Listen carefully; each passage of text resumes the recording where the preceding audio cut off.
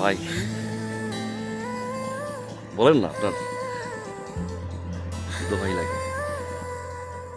আরে মেয়ে আমার প্রেমিকা, কিছু বলবেন? ভাই